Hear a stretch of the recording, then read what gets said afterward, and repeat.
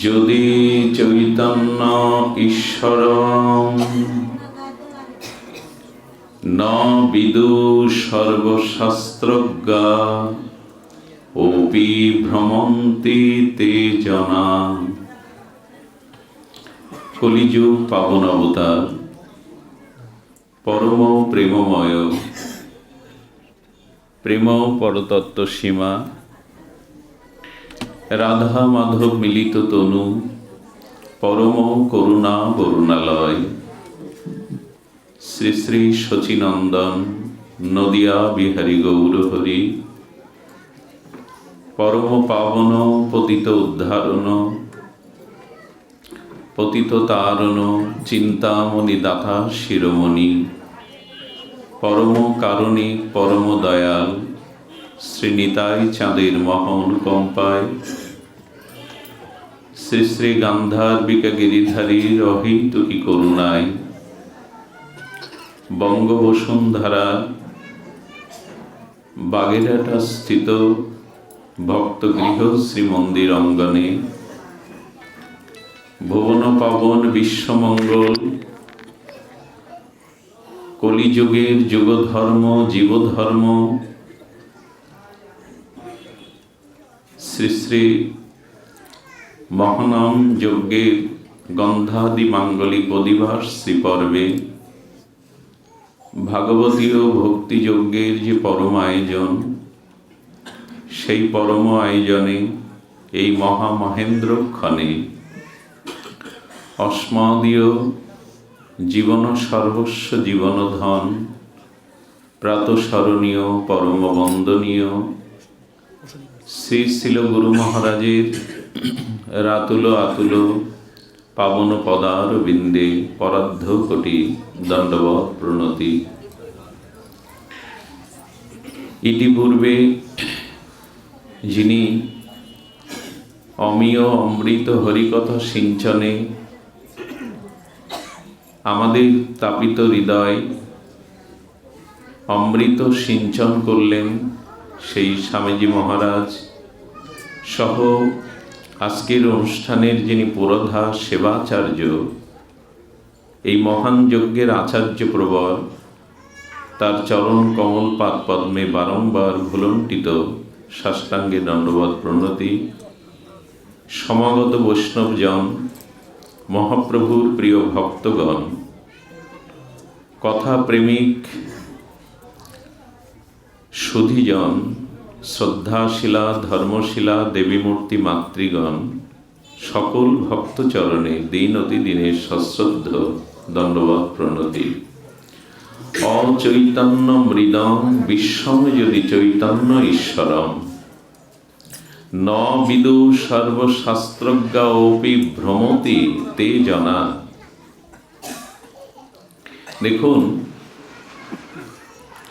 এই জন্ম মৃত্যু জরা ব্যাধি অবিদ্যা অস্মিতা অজ্ঞানতার যে চক্র বিশ্বব্যাপী,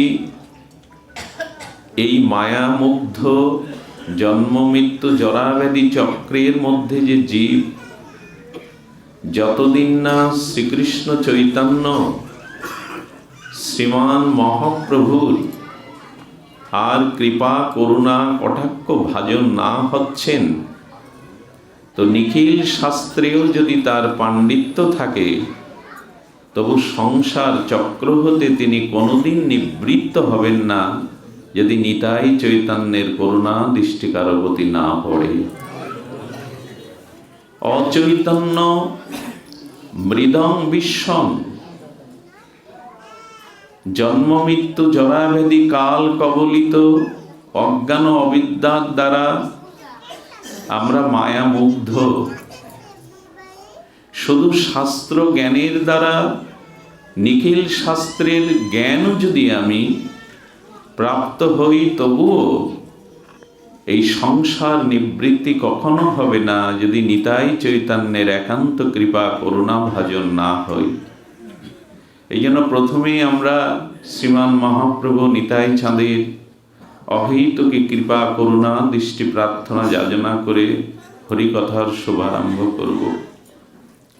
যেহেতু এটি নামেরই যজ্ঞেরই বিষয়, এই জন্য ভগবানের দিব্য মহিমান্বিত নাম সম্পর্কেই কিঞ্চিত আলোকপাতের বা আলোচনার বা সাক্ষাৎকারের বিষয়বস্তু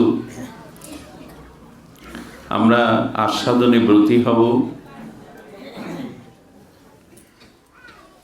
মহাপ্রভু নিজেই বলেছেন, মহাপ্রভু নিজেই তিনি আস্বাদন দিয়েছেন, নামাংনাকারী বহুদা নিজ সর্ব শক্তি স্ত্রপিতা নিয়মিত স্মরণে নানাকাল এতাদৃশী তব কৃপা ভগবান মপাপি দুর্দর্ব মৃদি সমিহাজনে নানন রাগ। মহাপ্রভু বলছেন, কলিযুগ পাবন অবতার পরম কারণিক, যে ভগবানের প্রত্যেকটি নামের মধ্যে অনন্ত অসীম আর ভগবানের কৃপা শক্তি অর্পিত হয়েছে। এমন নয় ভগবানের একটিমাত্র নামের মধ্যেই সর্বকৃপা অর্পিত হয়েছে, ভগবানের প্রত্যেকটি নামের মধ্যে দিব্য চিন্ময় লোকত্রিয় কৃপা সঞ্চিত স্ত্রপিত অর্পণ করেছেন। তো এই শ্রীনামে মহাপ্রভু উল্লেখ করছেন, এই শ্রীনামে প্রত্যেকটি ভগবান নামে যে নিজ শক্তি, ভগবানের স্বরূপ শক্তি অর্পিত হয়েছে, এই নাম গ্রহণের জন্য বলছেন নিয়মিত স্মরণে ন কালো। কি অদ্ভুত কৃপা সঞ্চার করেছেন মহাপ্রভু এই বিশেষ কলিযুগের জীবের জন্য। বললেন যে এই হরিনামে কালের বিচার করা হয়নি, সময়ের বিচার করা হয়নি, সূচি অসুচির বিচার করা হয়নি, যোগ্য অযোগ্যতার বিচার আসেনি। বলছেন নিয়মিত স্মরণে ন কালো। একমাত্র ভজনঙ্গের মধ্যে হরি নাম ব্যতীত অন্য কোনো সাধন কালের অপেক্ষা না করে নিত্য নিরন্তর হওয়া সম্ভব নয়। দেখুন, রাত দ্বীপ্রহরে গিয়ে আপনি মন্দিরে পূজার জন্য ঘন্টা নাড়াতে পারবেন না। আপনি সবসময় ভাগবত পাঠ এভাবে সম্ভব নয়। যাগ যজ্ঞ অর্চন তীর্থ পরিভ্রমণ এগুলো নিত্য নিরন্তর সম্ভব নয়। কিন্তু হরিনামে এমন কৃপা শক্তি অর্পিত হয়েছে, ন প্রতীক্ষণা কালো। এটা নিয়মিত করতে পারবেন, নিত্য নিরন্তর করতে পারবেন, এমন কৃপা অন্য যুগে হয়নি। খাইতে শুইতে উঠিতে বসিতে যথা তথা নাম লও। মহাপ্রভু বলছেন এই যুগের মানুষের সুচিতা। জন্মদিন একটু পরে, পাঠের পরে ধ্যান দিন। নাম সম্পর্কে বলছেন যে না, নিয়ম এখানে বড় কথা নয়, ধ্যান দিন।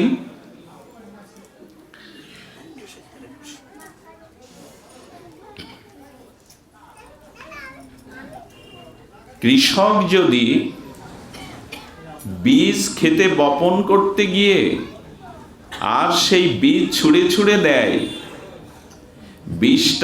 বীজ একই নিয়মে, সে একই নিয়মে বীজ খেতে বা ক্ষেত্রে পতিত হয় না।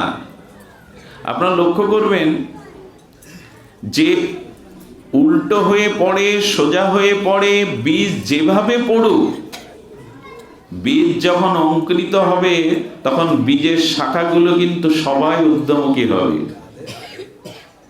এমন নিয়ম নাই বীজটা বেছে বেছে সোজা উল্টো এমন করে না, যেভাবে ছুটবেন খেতে, বীজ কিন্তু যখন অঙ্কুরিত হবে সকল বীজগুলোই ঊর্ধ্বগামী হবে। মহাপ্রভু তেমনি বলছেন, বীজ খেতে বপনে যেমন উল্টো সোজা যেভাবে পতিত হোক, সে উর্বর খেতে যেমন অঙ্কুরিত হয়, ঊর্ধ্বগামী হয়, নাম তুমি যে অবস্থায় নাও, নাম তার ক্রিয়া করবে, নাম ঊর্ধ্বমুখী হবে।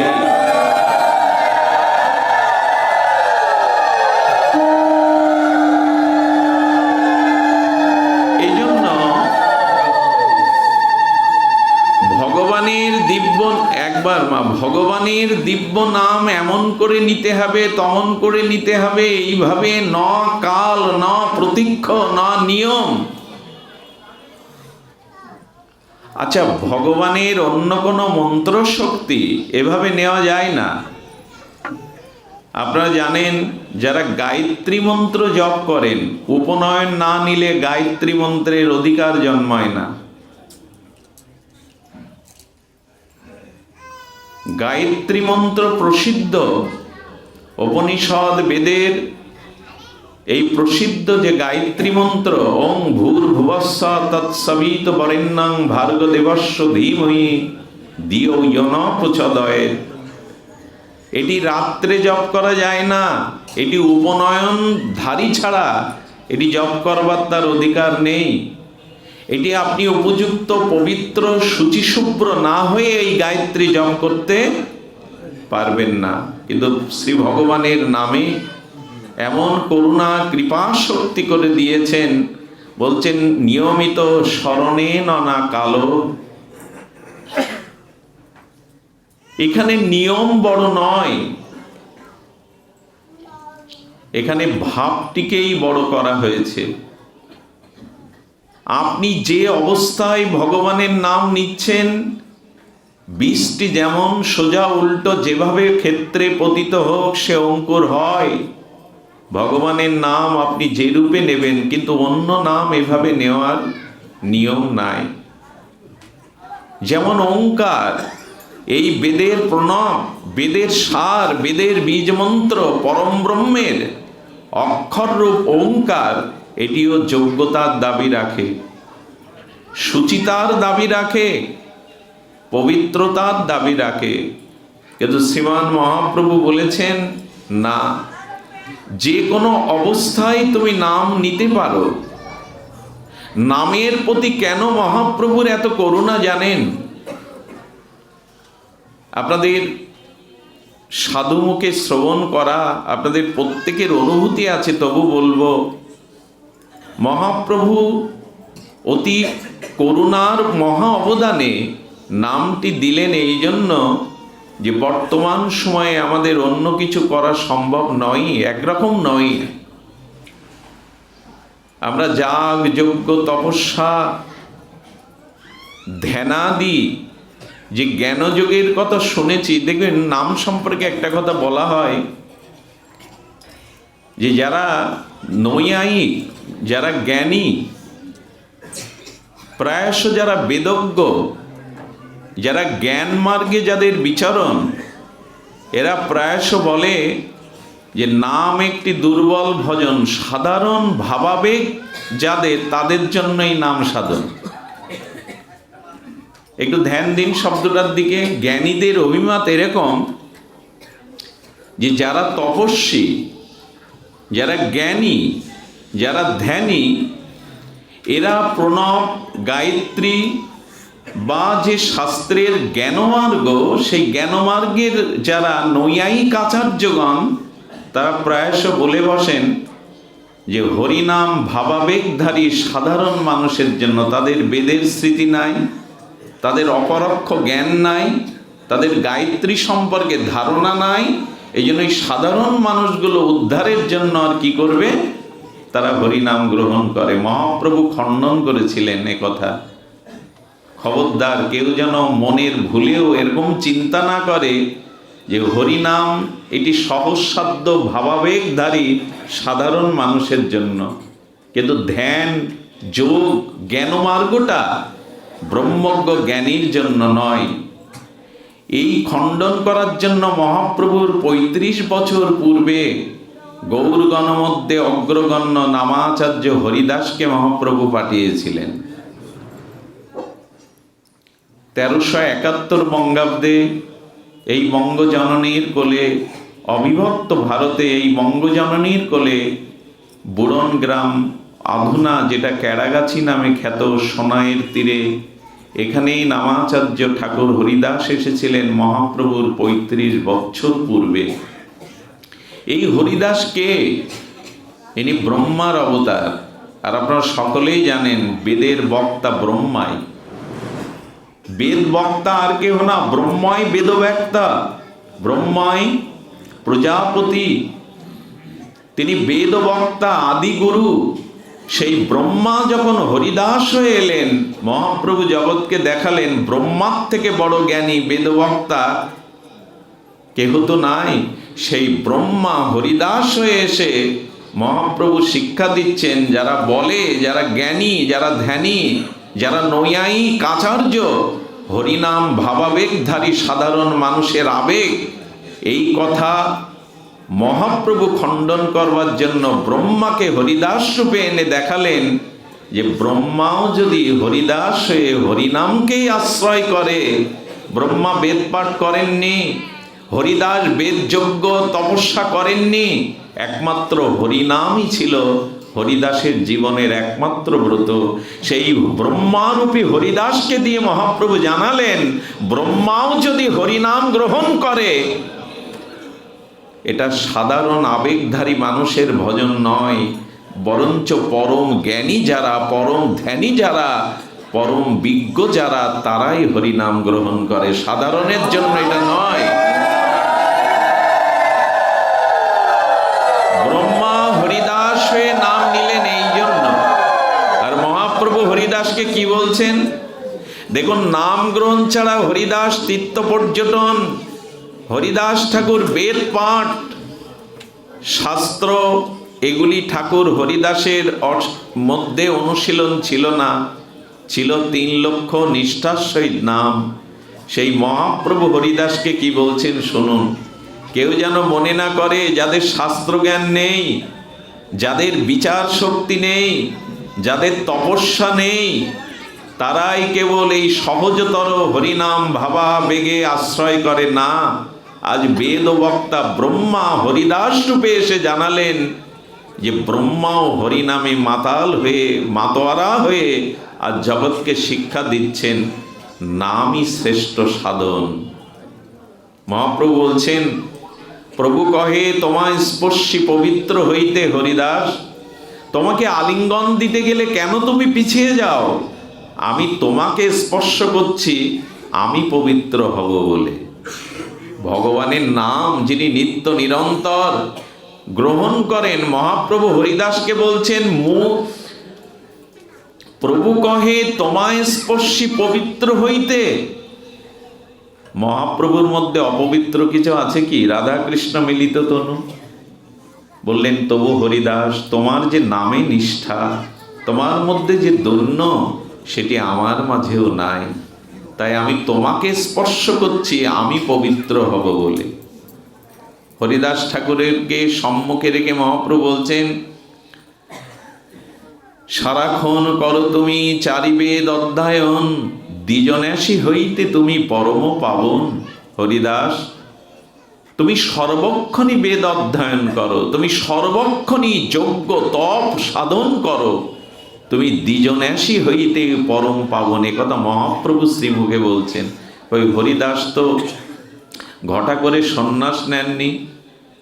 হরিদাস ঠাকুরকে বলছেন সারাক্ষণ তুমি বেদ অধ্যয়ন করো, সর্বতীর্থে তুমি ক্ষণে ক্ষণে স্নান করো। এটি কেন বলছেন? যারা ভগবানের দিব্য নাম নিরপরাধে শ্রদ্ধালু হয়ে গ্রহণ করে, তারা দ্বিজ শ্রেষ্ঠ, তারা ন্যাসী শ্রেষ্ঠ, তারা বেদজ্ঞ, তারা সর্বতীর্থে স্নান করে। শুধু তাই নয়, হরিদাসের চরণ ধোয়া জল আর সমুদ্রে পতিত হলে মহাপ্রভু বলছিলেন, সমুদ্র হরিদাসের পাদদকে আজ তুমি মহাপবিত্র মহাতীর্থ হলে। হরিদাসের মতো নামনিষ্ঠ ভক্তের চরণ জলই মহাতীর্থে রূপ নেয়, এটা মহাপ্রভু নিজ মুখে বলছেন। সারাক্ষণ করো তুমি চারিবেদ অধ্যয়ন, দ্বিজন্যাসী হইতে তুমি পরম পাবন। হরিনাম ছোটখাটো সাধন নয়। যারা মনে করে, যাদের জ্ঞান নেই, বেদের স্মৃতি নেই, যারা প্রজ্ঞাবান নয়, তারাই হরিনাম করে নয়। ব্রহ্মা এসে আজ হরিদাস হয়ে নাম নিয়ে দেখাচ্ছেন বেদজ্ঞ ব্রহ্মারও পরম সাধন হলো হরিনাম। কেউ যেন একথা না বলেন।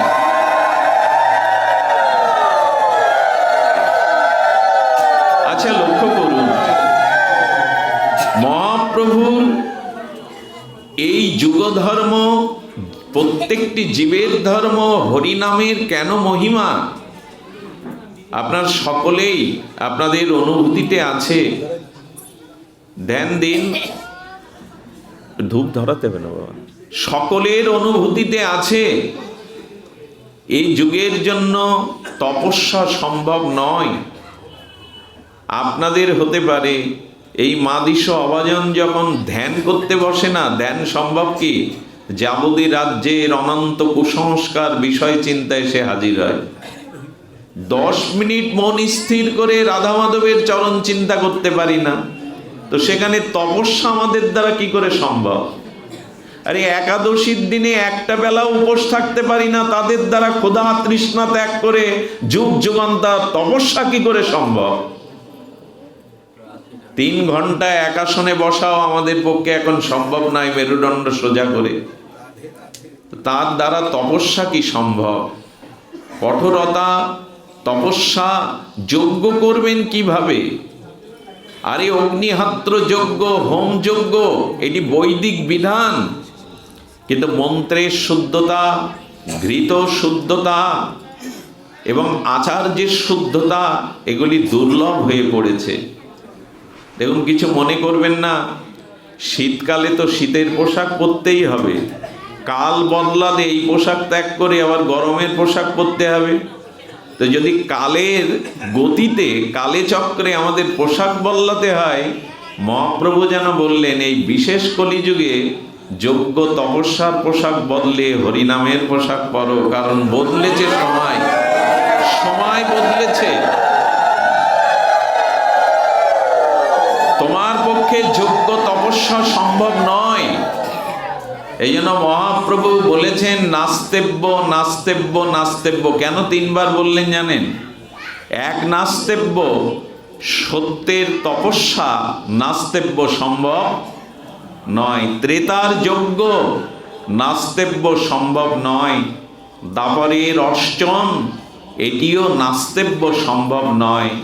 এই জন্য একমাত্র হরিনামকে মহাপ্রভু নামাচার্য হরিদাসের দ্বারায়, গৌরগণের দ্বারায় সর্বযুগেই নামের মহিমা ছিল। শীতে যেমন পোশাক পরিবর্তন করেছেন, গ্রীষ্মেতে যেমন পোশাক পরিবর্তন করেন, যুগ বা যুগ সন্ধিক্ষণ ক্রমবিবর্তনে বদলালে ভজন কৃপা করে মহাপ্রভু এনেছেন এই নাম আশ্রয় ছাড়া তোমাদের অন্য কিছুতে গতি নাই। সম্ভব নয়, কোনো জীবের পক্ষে সম্ভব নাই। এর মানে কিন্তু এটা বলা হলো না, কেউ ভুল অর্থ করবেন না, যে তপস্যা, যজ্ঞ, ধ্যান এগুলো বাদ দিতে হবে, না, তা বলা হয়নি। এগুলো চিরকাল ছিল, থাকবে, কিন্তু যুগধর্মে আমাদের নামটিকেই মুখ্য অঙ্গ করতে হবে ভজনের। সব কিছুই থাকবে, তপস্যা, যজ্ঞ, ধ্যান, ধারণা, কিন্তু মুখ্য হিসাবে, প্রধান হিসাবে, অগ্রগণ্য হিসাবে নামকে রাখা হয়েছে। এই জন্য মহাপ্রভু বলছেন এতাদৃশি তব কৃপা ভগবান। তুমি কোনো কাল সময়ের অপেক্ষা নামে রাখনি, কিন্তু এতাদৃশি, এর পরেও তোমার এত কৃপা সঞ্চিত হয়েছে। সাধ্য সাধন তত্ত্ব যা কিছু সম্বল, হরিনাম সংকীর্তনে মিশালো সকল। যত সাধ্য সাধন তত্ত্ব ছিল নামের মধ্যেই ভগবান স্ত্রপিতা অর্পিত করেছেন, কিন্তু এখানে বললেন মপাপি দুর্দৈব, দুর্দৈব আমার, সেই নামে আমার অনুরাগ হলো না, সেই নামে আমার রুচি অনুরাগ হলো না। এটা দুর্দৈবই বটে, এটা দুর্ভাগ্যই বটে আমাদের। আরে নামের মহিমা আপনারা চিরকাল শুনেছেন, তুকারামের কথা জানেন। তুকারাম সকালবেলা পাহাড়ে গিয়ে ভগবানের নাম করতেন। ওনার স্ত্রী ওনার জন্য একটু রুটি সবজি প্রসাদী করে যখন নিয়ে যেতেন, একদিন গিয়ে বলছেন, আমি পথ খুঁজে পাই না, পাহাড়ি জঙ্গলের পথ, তো আমি তো পথ নির্ণয় করতে পারি না, পৌঁছাতে দেরি হয়ে যায়, পথ চিনতে পারি না। তুকারাম বলছে, এক কাজ করবে, কাল থেকে যখন প্রসাদ নিয়ে বেরোবে তখন একটু রাস্তার পাশে কান পাতবে, যে পথের পাথরগুলো হরে কৃষ্ণ রাম উচ্চারণ করছে ওই পথ ধরেই তুমি আসবে আমার কাছে। আরে পাথরগুলি নাম বলবে, আমার পথ নির্দেশিকা দেবে? বলে হ্যাঁ গো। কারণ কি জানেন, তখন তুকারামের কাছে ওই যে করতাল ঝামর এইসব ছিল না। তো উনি করতেন কি, দুটো পাথর নিয়ে যেতেন, যখন নাম করতে করতে যাচ্ছেন পথ দিয়ে, দুটো পাথর তুলে ওই পাথরে ঘষা দিয়ে নাম করতে করতে যেতেন। ওই পাথরগুলো পথের পাশে রাখতেন, ওরাই দিব্য নাম ধ্বনিত করত। তুকারামের স্ত্রীকে বললেন, পথ যদি না চিনতে পারো, রাস্তার পাশে একটু কান পেতে দেখবে, যে পাথরগুলি থেকে হরে কৃষ্ণ রাম উচ্চারণ হচ্ছে, জানবে এই পথেই আমি গেছি। ভাবা যায়, শুনতেন তিনি।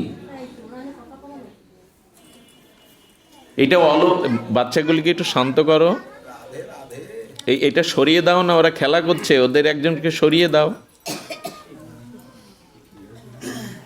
তো এই জন্য ভগবানের দিব্য নাম জড় পদার্থকেও চিন্ময় করে দেয়। জড় পদার্থ চিন্ময় হবে না কেন? মনে আছে সেই উত্তর প্রদেশে এক বিধবা কাঙালিনী গোবরের ঘুঁটে দিত, আর ঘুঁটেগুলো শুকিয়ে বাজারে বিক্রি করে ভগবানের ভোগ লাগিয়ে যা কিছু পেত ওই যৎ কিঞ্চিৎ। তো সে জেনেছিল যে নাম সাধনকে গুরুদেবের আজ্ঞায় কৃপায় সে জীবনে নিত্য নিরন্তর অবিচ্ছিন্ন তৈলধারার ন্যায় অবিরত নাম নিতেন। তিনি গোবর কোড়াতেন নাম নিয়ে, ওটা ঘুঁটে যখন ছাপ মারতেন নাম নিয়ে, ওটা যখন তুলতেন তখনও নাম। এই করে ওই নামের মধ্যে দিয়েই তার এই কর্মযজ্ঞ চলত। উনি ঘুঁটিগুলো বিক্রি করবার জন্য শুকিয়ে রেখেছে স্তূপ আকারে। পাশের একজন আর কুচক্রী মাতার, সে কি করেছে, ওই ঘুঁটিগুলো রাতের অন্ধকারে চুরি গলে ওর নিজের ঘুঁটের স্তূপে মিশিয়ে দিয়েছে। সকালে এসে বুড়িমা দেখছে তার ঘুঁটেগুলো এখানে নাই। তিনি গ্রামের বিজ্ঞ পঞ্চায়েতদের ডাকলেন, বাবা এগুলি বিক্রি করেই আমার রাধা মাধবের একটু সেবা, আমার জীবন ধারণ চলে, তোমরা বিচার করো। সভাসদগণ গ্রামবাসী বসেছে। আচ্ছা বুড়িমা, তোমার কি মনে হয় তোমার এই ঘুঁটেগুলো কে নিতে পারে বলো? ওই তো সামনেই আছে স্তূপে, ও মিশিয়ে রেখেছে রাতের অন্ধকারে। এখন বলি এটা তো প্রমাণ হয় না, তোমার ঘুঁটেগুলো তার সাথে স্বাতন্ত্র, এটা প্রমাণ করবে কি করে? আচ্ছা কিছু ঘুঁটের মধ্যে যদি আরো কিছু ঘুঁটের স্তূপ আপনি মিশিয়ে দেন, প্রমাণ করা যাবে তো এটা বুড়িমার, এটা ওর। সবাই যখন চলে যাচ্ছে, বুড়িমা তখন বলছে, দাঁড়ান, একটা প্রমাণ আমার হাতে আছে, একটা প্রমাণ আমার হাতে আছে, যাবেন না। বলেন, আমার ঘুঁটিগুলোকে কান পাতলে তার মধ্যে ভগবানের নাম শুনতে পাবেন, একবার পরীক্ষা করে দেখুন।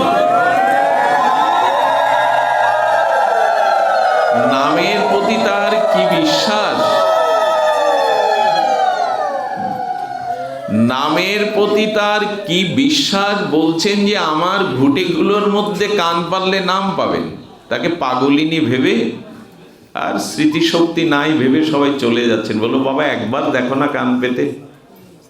তো পঞ্চায়েত যিনি, গ্রাম প্রধান যিনি, তিনি বলছেন ওনার কথাটা একবার শুনে যায় না, কাকুতি মিনতি করছেন, বেশি দিন আগের ঘটনা নয়। ওই ঘুঁটেগুলো একটা একটা করে যখন উনি কানে দিলেন, হঠাৎ করে একটি ঘুঁটে থেকে নাম ভেসে আসছে, হরে কৃষ্ণ হরে কৃষ্ণ হরে কৃষ্ণ দিব্য নাম। এটি কি সম্ভব? বলো, নামের পক্ষেই সম্ভব। মহাপ্রভু বলছেন যে সমস্ত সাধন তত্ত্ব যা কিছু নামের মধ্যেই অর্পণ করেছেন। আলাদা আলাদা ঘুঁটেগুলো কানে নিয়ে দেখছেন, যেগুলো নাম হচ্ছে আলাদা করে রাখলেন। বিচারক যিনি এসেছিলেন তার চোখে জল। এই কাঙালিনী বিধবা বুড়িমার সামনে হাত জোড় করে চরণে লুটিয়ে বললেন, কে মা তুমি?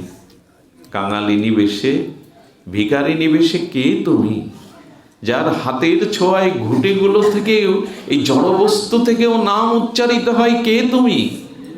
চরণে লুটিয়ে পড়লেন, তোমাকে আমরা চিনতে পারিনি মা, ক্ষমা করে দাও। তোমার দিব্য চিন্ময় নাম তোমার বস্তুর মধ্যেও প্রকাশ হচ্ছে, এটা অলৌকিক নয়। দেখুন, এই যে একটা লৌহখণ্ড, এই লৌহখণ্ডকে যদি আগুনের মধ্যে অনেকক্ষণ তদাত্ম করে রাখেন, দেখবেন লৌহখণ্ডের মধ্যে অগ্নিকণা প্রবেশ করে লৌহটাই অগ্নির রূপ নিয়েছে, নেয় কিনা? একটা জড় লোহা, তাকে অগ্নির মধ্যে ফেলে রাখুন, দেখবেন অগ্নিতত্ত্বটা লোহার মধ্যে তদাত্মপ্রাপ্ত হয়ে লোহাটাই অগ্নি হয়ে গেছে, যায় কিনা? ঠিক তেমনি যারা ভগবানের নাম সহজ সরল নিষ্কপটে নাম নিতে থাকেন, তাদের নাম মহিমার দ্বারা, আরে সিদ্ধ গৌর কিশোর দাস বাবাজি শ্রীধাম নবদ্বীপে তিনি হরিনাম করবেন, কিন্তু সিদ্ধ মহাত্মা সবাই দর্শনে আসে, প্রণাম করতে আসে, মালা চন্দন সম্মানে ভূষিত করে। বাবা বললেন, আমার ভজনই তো গেল। আরে সম্মান নিয়ে কি হবে, প্রণাম নিয়ে কি হবে, মালা নিয়ে কি হবে, আমার ভজন নষ্ট হচ্ছে। দেখুন, এরা সম্মানকে তাড়িয়ে দিতে চেষ্টা করে।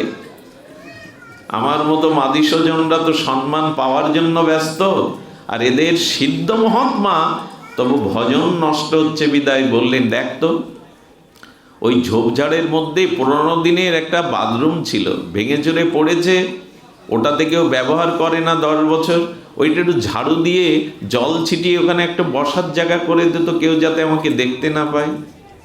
ওইখানে কিছুদিন বসে সিদ্ধ গৌরকিশোর দাস বাবাজি মহারাজ নাম করেছিলেন। ওনার অপ্রকটের পরে ওনার এক শিষ্য ওখানে একদিন বললেন, ওখানে বসে তো সিদ্ধ মহাত্মা হরিনাম নিতেন, আমি একটু বসি। যেই প্রণাম করে বসেছে, দেখছে 3-4 দিক দিয়ে দিব্য নাম ধ্বনি ওর কর্ণে আসছে। বলে, এখানে তো কেউ নেই, নাম কোথা থেকে আসছে? অনেকক্ষণ পর দেখলেন ওখানে ইটগুলো থেকে, ওই পরিত কাঠগুলো থেকে দিব্য নাম ভেসে আসছে ভগবানের। সিদ্ধ মহাত্মার নামের দ্বারা এই জড়বস্তুটাও নামময় হয়ে গেছে। এই হলো নামের পরম শক্তি। আপনারা জানেন, বিশ্বামিত্র, এই ঋষি শ্রেষ্ঠ বিশ্বামিত্রের পেছনে যাচ্ছেন রঘুপতি রাঘবেন্দ্র রাম, পেছনে যাচ্ছেন লক্ষ্মণ, যাচ্ছেন জনকপুরীতে, যাচ্ছেন বিদেহী নগরে জনকপুরীতে। যেতে যেতে রামচন্দ্র দাঁড়িয়ে গেলেন। রামচন্দ্র দাঁড়িয়ে দেখলেন একটি পাথরের দিকে প্রভুর কমল নয়নের দৃষ্টি পড়েছে। বিশ্বামিত্র বললেন, রাম, কি দেখছো এমন করে? বলেন, গুরুদেব লক্ষ্য করেছেন, এই প্রসিদ্ধ বনসভা তপবনের এই জায়গাটা যেন পুড়ে গেছে। এখানে বৃক্ষে ফল নাই, ফুল নাই, শুকিয়ে গেছে। এখানের বাতাসটা যেন মধুবার্তা, মধুময়, আর পবন প্রবাহিত হচ্ছে না। এখানে অভিশপ্ত আছে হয়তো কারোর। তুমি এখানে কেন দাঁড়ালে? কেন দাঁড়ালেন জানেন? ওইখানে সেই পাথর খণ্ডরূপী অহল্যা, তিনি অপেক্ষা করে আছেন, প্রভু তোমার নাম বুকে নিয়েই তো আছি, তুমি এই পথ দিয়ে কবে যাবে, কবে তোমার দৃষ্টি পড়বে? এইটুকু নাম নিয়েই তো বসে আছে অহল্যা। সে পাষাণ স্বরূপ, পাষাণ মানে এখানে জড়ত্ব প্রাপ্ত হয়েছে। মানুষ যখন অতি পাপ করে, মানুষের জীবনে যখন অশাস্ত্রীয় কর্ম হয়, তখন সে শুদ্ধ চেতনা হারিয়ে ফেলে। একরকম সে জড়রূপই নেয়। তার ভিতরে বিচার, তার ভিতরে বিবেক, চিন্তা, চেতনা কাজ করে না, জড়ত্ব হয়ে গেছে। ভগবানের দৃষ্টি যদি এড়িয়ে যায়, আমরা যাব কার কাছে? অহল্যা বললেন, প্রভু এই পথ দিয়ে যাবে বলেই তো চেয়ে আসি, কত প্রতীক্ষা করে আছি। বিশ্বামিত্র বুঝতে পেরে বললেন, রাম, তুমি তোমার চরণটাই পাথরের উপরে একটু স্পর্শ করো তো। রাম বললেন, গুরুদেব, চরণ কারো ওপরে দেওয়ার অধিকার তো আমার নেই। কোন বস্তুর মধ্যে কি মহিমা আছে আমিও তো জানি না গুরুদেব। এই না হলে ভগবান বলেন, প্রভু কোন বস্তুতে চরণ দেওয়ার অধিকার কোথায় আমার? কোন বস্তুর মধ্যে কি স্বরূপ লুকিয়ে আছে আমি জানি না। এবং বিশ্বামিত্র চিন্তা করলেন, রাম তো দন্য, এই দন্যতে চরণ হয়তো ছোঁয়াবে না, কিন্তু ওর ধুলি না পেলে তো অহল্যাও উদ্ধার হবে না। গুরুদেবকে সঙ্গে নিয়ে বললেন, রাম তুমি একটু পরিক্রমা করো তো পাথরটাকে। আর সেই সাথে ঋষি বিশ্বামিত্র পবনকে, বাতাসকে বললেন, বাতাস, অহল্যা জড়ত্ব প্রাপ্ত হয়ে বসে আছে কতকাল, তুমি একটু পবনের দ্বারা প্রভুর চরণ ধুলি উড়িয়ে অহল্যার বুকে দিয়ে দাও। তুমি ওর উপরে গিয়ে পড়ো চরণ ধুলিটা। সেই বাতাসে যখন চরণ ধুলিটা উড়ে গিয়ে পড়লো রঘুপতি রামচন্দ্রের, আপনারা জানেন পাষাণই মানবী রূপ নিয়ে নিল। আমার বলবার একটাই অভিপ্রায়, এই অহল্যা নামের মধ্যেই ছিলেন। এই নাম অহল্যাকেও পাষাণী থেকে মানবী করে। একটা কথা বলি, এক রামচন্দ্র হয়তো অহল্যাকে চরণধুলি দিয়ে উদ্ধার করেছিলেন, কিন্তু আমার মতো জড়ত্বপ্রাপ্ত অহল্যা কোটি কোটি নামেই উদ্ধার হয়। এই জন্য নামের থেকে নামের মহিমা আরো বেশি। এক অহল্যা উদ্ধার হয়েছিল। চারটি তত্ত্ব আমাদের একটু জানা দরকার। নাম, রূপ, লীলা, ধাম, এই চারটি অভিন্ন। একটু ধ্যান দিন। নাম, রূপ, লীলা এবং ধাম, শ্রী ভগবানের অনন্ত ঐশ্বর্য মাধুর্য, ভগবানের এই চারটি সমান। একটু মা লক্ষ্য করো, নাম, রূপ, লীলা এবং ধাম। এর মধ্যে প্রথম নাম কেন জানেন? এই নাম গ্রহণ করলে ৮-৩টিও আপনি পেয়ে যাবেন। যখনই আপনি নাম গ্রহণ করবেন তখন ভগবানের রূপ, ভগবানের লীলা, ভগবানের ধাম পেয়ে যাবেন।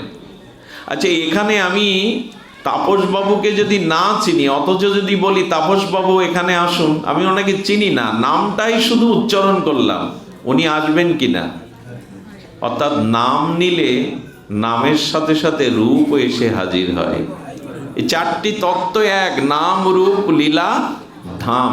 কিন্তু নামকে অগ্রগণ্য প্রধান করা হয়েছে এই জন্য, কারণ নাম ধরে ডাকলে চিনি আর না চিনি তিনি তো সামনে আসবে। এই জন্য ভগবানের নাম নিলে ভগবানের রূপও আপনার মাঝে এসে হাজির হবে। নাম, রূপ, লীলা, যখনই ভগবানের নাম নিবেন নামের মধ্যেই তার লীলা। যেমন আগুন শব্দ উচ্চারণ করলে, জল শব্দ উচ্চারণ করলে ওই তরল পিপাসা দূরকারী শীতল জলের দৃশ্যটাই মনে পড়ে, তার রূপটা, তার গুণটা আপনার মধ্যে এসে যায়। এই জন্য বললেন ভগবানের নামের মধ্যেই তার লীলা, তার রূপ, তার ধাম। যেখানে ভগবানের নিত্য নাম শুদ্ধ ভক্ত মুখে উচ্চারিত হয়, সেই নামের স্থলিতেই সর্বতীর্থ ধাম এসে উপস্থিত হন। সব একত্রিত এই নামের মধ্যে। কিন্তু ওই যে দুর্দৈর্ব মৃহাদিশজনী নানুরাগ, আমার দুর্ভাগ্য, দুর্দৈর্ব যে সেই হরি নামে আমার রুচি হলো না। এখন এই রুচি আমাদের হলো না বিধায় নামে যেন আমরা বিরতি না দেই, নামে যেন আমরা কখনো বিরতি না দেই। আমাদের দুর্দৈর্ব বটে যে এহেন নামে মহাপ্রভু কাঁদছেন, আর কেঁদে কেঁদে তিনি এই কথাই বলছেন। দেখুন, একটি কথা বলি, বর্তমান সময়ে আমাদের চিত্ত বড় দূষণ হয়ে গেছে। অনাদিকালের কুসংস্কার, এই জাগতিক কামনা বাসনা, আমাদের এই জগতের যত অবিদ্যা কামনা বাসনা আমাদের চিত্তকে বড় মলিন করেছে।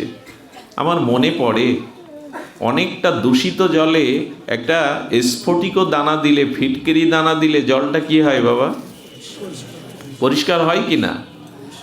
তো যদি বিশুদ্ধ করতে পারে এক টুকরো স্ফটিক দানা, অশুদ্ধ জলটাকে, ঘোলা জলটাকে শুদ্ধ করতে পারে, জগতের একটি পদার্থ স্ফটিকি দানা, ফটকিরি দানা, আর ভগবানের দিব্য নাম কানে গেলে চিত্ত শুদ্ধি হবে না বা কেন? হওয়া তো সম্ভব। একটি দিয়াশালার বারুসটা একটা গ্রাম জ্বালিয়ে দিতে পারে, একটা নগর পুড়িয়ে দিতে পারে। তেমনি এক হরিনাম তোমার ভিতরে ঘর্ষণ হলে তোমার অনন্ত জন্মের পাপ বাসাও পুড়িয়ে দিতে পারে। একটা বারুজের যদি এই ক্ষমতা থাকে, তোমার কেন থাকবে না? এই জন্য শাস্ত্রে বলছে নামের অনন্ত মহিমা, নামের অনন্ত মহিমা, এই মহিমা ব্যক্ত করা নামের পক্ষেও সম্ভব নয়। মা একটু ভেবে দেখো তো, আরে দিয়াশালার সামান্য একটা বারুজ একটা গ্রাম জ্বালিয়ে দিতে পারে, নামের একটা শব্দ অনন্ত জন্মের পাপকেও পুড়িয়ে দিতে পারে। স্ফটিক দানা অশুদ্ধ ঘোলা জলকে শুদ্ধ করে দিতে পারে।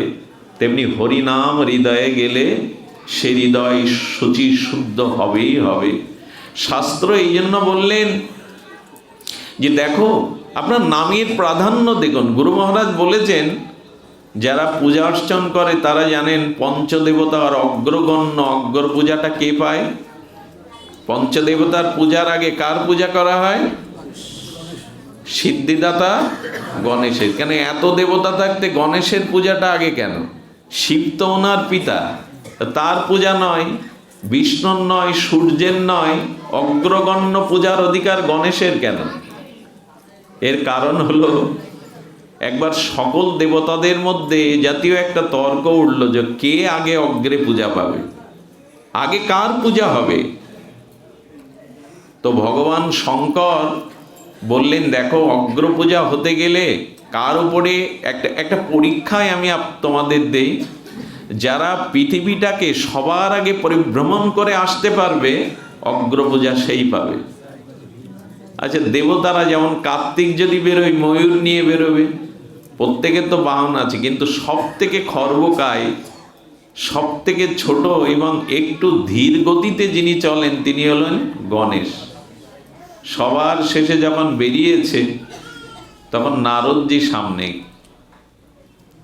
গজাননকে বলছেন গজানন আপনি চলেছেন?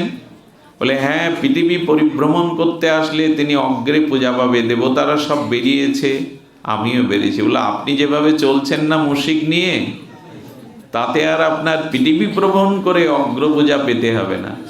তো গণেশজি তখন বলছেন দেবশ্রীপাদ সাধু দর্শন হলে নাকি কৃতকার্য হওয়া যায়, সর্বসিদ্ধি হয়। তা আপনি আমাকে একটা উপায় বলে দিন, একটা উপায় অন্তত বলে দিন। নারদ বলছে কিছু করার প্রয়োজন নেই, আপনি একটা পত্রে, একটা পাতায় কোমল পত্রে ভগবানের নাম লিখুন। নাম লিখে আপনি শিব বা ব্রহ্মার সামনে গিয়ে ওই হরিনাম যুক্ত পত্রটা রেখে 7 বার প্রদক্ষিণ করুন। 7 বার প্রদক্ষিণ করার পরে সব দেবতারা বহু পরে ফিরে এসে দেখছে গণেশ আগে এসেছে। কিন্তু গণেশ তো যায়নি, কোনো দেবতার সাথে তার সাক্ষাৎ হয়নি। যখন বিচারে বললেন ব্রহ্মা বা ভগবান শঙ্কর, তখন দেবশ্রীপাদ এসে বললেন বিচার করুন। বিচার হলো এই, যারা পৃথিবী পরিভ্রমণ করছে সকলের কাছে বিচার দিন যে অনন্ত বিশ্বব্রহ্মাণ্ড ব্যাপী এক ভগবানই তো আছেন, ভগবানই পৃথিবীরূপ, আর ভগবানই অখণ্ড পরম ব্রহ্মেরই, আর এই সত্তায় সত্তাবান হলো এই জগৎ। ভগবানের নামকে যে প্রদক্ষিণ করে সে 7 বার ব্রহ্মাণ্ডকে প্রদক্ষিণ করে, এটা শাস্ত্রে আছে। এই জন্য অগ্রগণ্য গণেশকেই দিতে হবে। শাস্ত্র বিচারে দেবতারা মাথা নত করলেন। সেই দিন থেকে নাম মহিমায় গজাননই সর্ব অগ্রগণ্য পূজার অধিকার পেলেন। এর দ্বারা এটি জানিয়ে দিলেন যে সবার আগে পরম পূজ্য সেই যিনি ভগবানের নামকে শ্রদ্ধা করেন, নামকে গ্রহণ করেন। এই জন্য অগ্রগণ্য শ্রী ভগবানের শ্রী নাম। আর এই নামের মহিমা আপনারা প্রভূতভাবে বিস্তারভাবে নামনিষ্ঠ আচার্য বর্গের মুখে শুনেছেন। এই জীবাধমের কতটুকু বা নাম বলার ক্ষমতা আছে। একবার আপনারা জানেন সেতুবন্ধের সময়, লঙ্কা যুদ্ধের আগে সেতুবন্ধের সময় রামচন্দ্র দেখছেন যে পাথরগুলো প্রথমে ভেসে যাচ্ছিল। আচ্ছা পাথর সমুদ্রে দিলে তারা তো ভাসবে, কিন্তু পাথর না দাঁড়ালে তো আর সেতু হবে না, ভেসে যাচ্ছে। তার মধ্যে আপনারা জানেন, নল নীল এসে যখন প্রভুর নাম নিয়ে ফেলছেন তখন ওটা দাঁড়িয়ে যাচ্ছে, ভাসছে কিন্তু সকলে, কিন্তু নাম নিলেই দাঁড়িয়ে যাচ্ছে। রাম ভগবান মনে মনে ভাবলেন, আমার নামের মহিমা এরকম নাকি? আচ্ছা, আমি একটা ফেলে দেখি না, খাটে কিনা। কিন্তু আমি ফেলতে গেলে যদি ডুবে যায়, ভেসে যায়, আমি তো লজ্জায় পড়ে যাব, চারিদিকে সবাই আছে। প্রভু একটু গোপনে একটা পাথর নিলেন, সেতু থেকে অনেক দূরে আড়ালে গিয়ে দেখছেন পেছনে কেউ নেই। তো না, আমি ফেললে যদি ডুবে যায় তো একটু লজ্জা পাবেন প্রভু। তো প্রভু গিয়ে আড়ালে যখন ফেললেন, আড়ালে ফেলার সাথে সাথে পাথরটা ডুবে গেল। হনুমান বললেন, প্রভু আমি ছবি তুলে নিয়েছি, আমি তো তোমাকে ছাড়া থাকি না, ছবিটা তুলেছি, আরে তোমার পাথর ভেসে গেল, ডুবে গেল।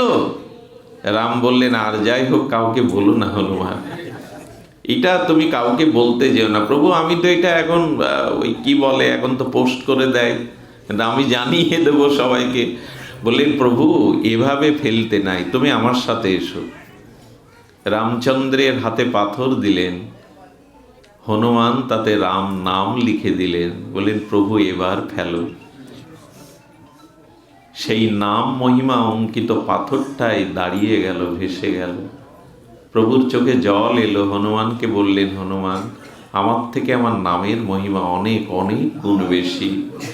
আমি হাত দিয়ে ছুড়লে তা ডুবে যায়, তা পতিত হয়ে যায়, কিন্তু আমার নাম যেখানে, সেই নাম আমার থেকে অনেক অনেক মহান। আমি একটু বলতে চেয়েছি, আমাদের অন্য কিছু করা সম্ভব নয়, একটু নামে অনুরাগ আনতে হবে, একটু নামের প্রতি আমাদের ভালোবাসা, রুচি, এগুলি আনতে হবে। তো তা আনতে গেলে আগে চিত্তশুদ্ধির একান্ত প্রয়োজন। আর চিত্তশুদ্ধিরও অন্য উপায় নেই। মন শুদ্ধ করে হরিনাম নেব, এটা হবে না। আচ্ছা, এখানে যদি বিচার করেন আপনারা যে শুদ্ধ হয়ে নাম নিন না নাম নিয়ে শুদ্ধ হন, শাস্ত্র বিচার বলেছেন, যদি শুদ্ধ চিত্ত হয়ে নাম বলতে হয়, কোনো জন্মেই আমার অন্তত নাম বলা হবে না, বরঞ্চ নাম নিতে নিতেই চিত্ত শুদ্ধি হবে। এই জন্য আমার সুচিতা নেই, আমার নামে রুচি নেই, আমার আসক্তি নেই, এরকম বলে নিজের সময়টাকে, নিত্য নিরন্তর ভগবানের দিব্য নামের সময়টাকে নষ্ট করবেন না। আমার অনুরোধ, যে অবস্থায় থাকুন, রুচি আসুক না আসুক। আচ্ছা, একটা কথা বলি, একটা কথা বলার উদ্দেশ্য হলো এই, ডাক্তারের কোনো ঔষধ, তার গুণাগুণ আপনি জানেন না, এই ঔষধের গুণাগুণ কি ডাক্তারই দিয়েছেন। তো ডাক্তারের দেওয়া ওষুধ গুণাগুণ না জেনে আপনি খেলে ওর কাজ করবে না। তা শাস্ত্র না জানুন, বিদ্যা না জানুন, নাম গ্রহণ করলেই ওষুধ ভেতরে গেলেই তো কাজ করে। আচ্ছা, কেউ বলছে ওই যে সূচি অসুচিতা, বিদ্যুতের তার যদি কোথায় লিক হয়ে যায়, ওইখানে জ্ঞানে বা অজ্ঞানে হাত দিলে ঝটকা দেবে কিনা আপনাকে? আপনি জানেন না, তবু বিদ্যুতের লুজ তারটা ধরলে তো আপনি ধাক্কা খাবেন। না জেনেও যদি কেউ নাম একবার নেয়, নাম তাকে কৃপা করবেই করবে, নাম তাকে ধরবেই ধরবে, তাকে ছেড়ে দেবে না, নাম তাকে অবশ্যই ধরবে। ঔষধ আপনার ভেতরে গেলে ওর ক্রিয়া করবে, ওর গুণাগুণ, ওর মাত্রা আপনি না জানলেও। সহজ সরলভাবে হরিনাম নিন, জানার দরকার নেই। অনন্ত শাস্ত্র ভাণ্ডার, আপনার নিখিল শাস্ত্র জানার দরকার নেই। এই নাম ভেতরে গেলেই কাজ করবে। বিদ্যুতের তারটা ধরলেই সে আপনাকে আকর্ষণ করবে, জেনে বা অজেনে। আচ্ছা, লক্ষ্য করুন, আপনি 1 মণ লোহা বেচতে গেলেন, তার দাম কত হতে পারে, কিন্তু 1 আনা সোনা নিয়ে গেলে, লোহাটা পাওয়া যতটা কষ্ট, সোনা পাওয়া কি কষ্ট? আরে আপনি পকেটের এক কোণে তুলোই গুজে তো নিয়ে যেতে পারেন, কিন্তু গিয়ে পরিশ্রম কম, অথচ দাম পাচ্ছেন বেশি। আর একটা জিনিস দেখুন, একটা হীরার মধ্যে কিন্তু টাকা আছে, সম্পদ আছে, আছে না? হীরাটা বিক্রি করলেই তো আপনি টাকা, সম্পদ, বাড়ি গাড়ি ওর মধ্যেই পাবেন। তার মানে বাড়ি গাড়ি, টাকা, সম্পদ সবই হীরার মধ্যে আছে। শাস্ত্র বলছে নামের মধ্যেই সব সাধন ওইভাবে সন্নিবিষ্ট করা আছে। যজ্ঞ তপস্যা যা কিছু তোমার ওটা নামের মধ্যেই দেওয়া আছে। আজকে একটা দামি হীরা হাতে থাকলে আপনার টাকা আছে কিনা, ওই টাকায় বাড়ি করতে পারবেন কিনা, ওই টাকায় ঐশ্বর্য পাবেন কিনা? হীরাটার মধ্যেই তো সব সম্পদ আছে, তো নামের মধ্যেই অনন্ত সম্পদ লুকিয়ে আছে। এত কিছুর পরেও কি নামে রুচি হবে না? অন্য সাধনের দিকে আমরা ব্যতিব্যস্ত হব, ছুটব। তবে এইটুকু বলি, নামকে প্রাধান্য না দিলে কলিযুগে মহাপ্রভু সন্তুষ্ট হবেন না। আর মহাপ্রভু নাম দানের কি বলবো আপনাদের, নিতাই, হরিদাস তোমরা যাও, শোনো শোনো নিত্যানন্দ, শোনো হরিদাস, সর্বত্র আমার আজ্ঞা, করহে প্রকাশ। যাও যাও নিতাই, যাও হরিদাস, বদ্ধ জীবের দুয়ারে দুয়ারে গিয়ে কৃষ্ণ ভজন, কৃষ্ণ শিক্ষা দিয়ে এসো। আর শোনো নিতাই, মহাপ্রভু এই কথাটি আমার খুব লাগে। মহাপ্রভু যে শ্রীপাদ, যারা নাম নেবে না, সন্ধ্যায় এসে আমাকে জানাবে কে নাম নিল, কে নিল না, নাম কিভাবে প্রচার হচ্ছে আমাকে জানাবে। নিতাই চাঁদ এসে একদিন মহাপ্রভু বলছেন, প্রভু কেউ যদি নাম গ্রহণ না করে তো তোমাকে বললে তুমি কি করবে? কি বললো জানো মা? মহাপ্রভু বলছেন, আমাকে জানাবে সন্ধ্যায় এসে নাম কে গ্রহণ করলো, কে করলো না। প্রভু কেউ যদি নাম না নেয়, মহাপ্রভু বললেন, নিতাই আমি তার কাছে যাব। তুমি গিয়ে কি করবে প্রভু? বললে, আমি তার দুটো হাত জড়িয়ে ধরে বলবো, একবার কৃষ্ণ বল। রাধা কৃষ্ণ মিলিত তনু পরতত্ত্ব মহাপ্রভু নিজে মুখে বলছেন, শ্রীপাদ নিত্যানন্দ এবং হরিদাসকে পাঠাচ্ছেন, যাও, যদি কেহ নাম না নেয় তোমরা আমাকে জানিও সন্ধ্যায় এসে। নিতাই বলছে, কি করবে প্রভু? বললে, তার হাতে ধরে বলবো, একবার কৃষ্ণ বলো, একবার কৃষ্ণ কহ। প্রভু যদি তারপরেও না নেয়, যদি তারপরেও নাম নেয় কি করবে? প্রভু বললেন, নিতাই তোমার অনুরোধ, হরিদাসের অনুরোধ, আমি হাত জোড় করেও যদি নাম নেওয়াতে না পারি, আমি বলছি আমি তার চরণ ধরে লুটিয়ে পড়বো, একবার কৃষ্ণ বলো, একবার কৃষ্ণ বলো। আর স্বয়ং ভগবান পরতত্ত্ব বললেন, আমি জীবের চরণে পড়ে যাব। মহাপ্রভু এত করুণার বিগলিত হয়ে বলেছিলেন, আমি তার চরণে পড়ব যাতে সে হরি নাম গ্রহণ করে। ওই একবার কৃষ্ণ নাম যদি কাউকে উচ্চারণ করাতে পারো, অনন্ত জন্মের পাপ তাপ দূরীভূত হবেই হবে। মহাপ্রভু বলেছিলেন, আমি তার চরণ ধরব। হরিদাসকে আর নিতাইকে পাঠালেন কেন জানেন মহাপ্রভু? মহাপ্রভুর পরিকর তো অন্যরাও ছিল, শুনুন তবে।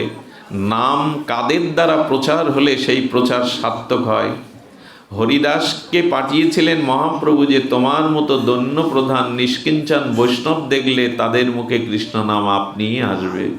হরিদাস, তুমি যখন বদ্ধ জীবের সামনে যাবে, তোমাকে দর্শন মাত্রই জীবের জিহ্বায় কৃষ্ণ নাম আসবে, এই জন্য তুমি যাও। এই জন্য একটু অনুরোধ করি, যারা নাম কীর্তন করেন, যারা নাম প্রচার করেন, তাদের ভিতরে একটু দৈন্য থাকতে হবে, তাদের ভিতরে একটু শুদ্ধতা থাকতে হবে, যাকে দেখলেই নামে যেন রুচি হয়, জিহ্বায় যেন নামটা এসে যায়। সেই সে বৈষ্ণব প্রধান যাকে দেখা মাত্রই জিহ্বায় নাম উচ্চারণ হয়ে যায়। এই জন্য যারা নাম প্রচার করেন তাদের একটু শুদ্ধতার, একটু প্রসাদবোধী হওয়ার প্রয়োজন আছে, তাদের আচার আচরণ শুদ্ধ হওয়ার প্রয়োজন আছে। হরিদাসকে বৃদ্ধ বয়সে কেন প্রভু পাঠাচ্ছেন? হরিদাস, তোমাকে দেখলে জীবের মুখে আপনি থেকে কৃষ্ণ কৃষ্ণ এই উচ্চারণ হবে, যাহারে দেখিলে মুখে আইসে কৃষ্ণ নাম। এই জন্য হরিদাসকে পাঠাচ্ছেন। আর নিত্যানন্দ প্রভুকে কেন পাঠাচ্ছেন জানেন?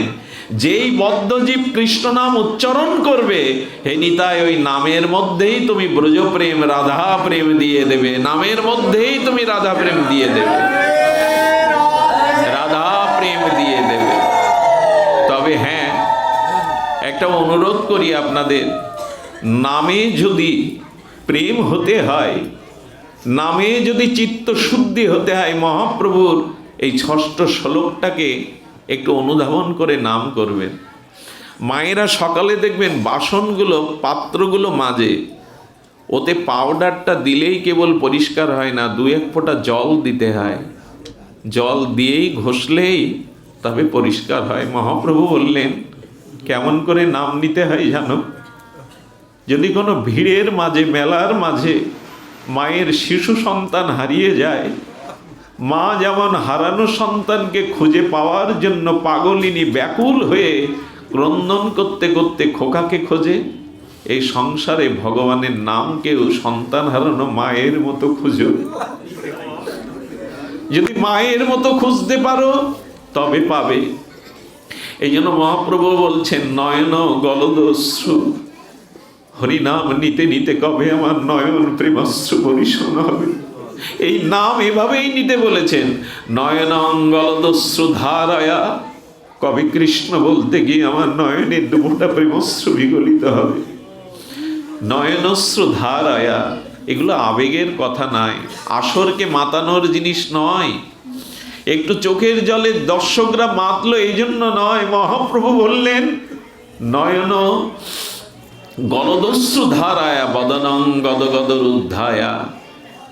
কৃষ্ণ নাম নিতে যেতে যেন তোমার গদগদ। মহাপ্রভু মাঝে মাঝে জগন্নাথ দেখতে গিয়ে কি বলতেন জানেন? যজ যজ গগ গগ জগন্নাথ হতো না, স্বরটা যেন ভেঙে যেত, কণ্ঠ গদগদ হয়ে যেত। জগন্নাথ বলতে গিয়ে মহাপ্রভু বারবার বলতেন জগ যজ গগ গগ, জগন্নাথ হতো না। এই জন্য বলছেন নয়নং গলদস্রু ধারায়া বদনং গদগদ রুদ্ধায়া গিরা, যেন কণ্ঠ রুদ্ধ হয়ে যায় তোমার নাম নিতে। কই এমন করে তো নাম নিতে পারি না। দুটো টাকার জন্য, রোগ শোকের জন্য, স্ত্রী পুত্রের জন্য কত কাঁদি, কৃষ্ণ বলে তো কাঁদা হলো না, ভগবানের নাম নিয়ে তো কাঁদা হলো না, কতই তো কাঁদি। পুলকয় নিশ্চিতং বহু কদা, হরিনাম নিতে নিতে কবে আমার দেহে পুলক আসবে, কবে লোমকূপ গুলো খাড়া দিয়ে উঠবে।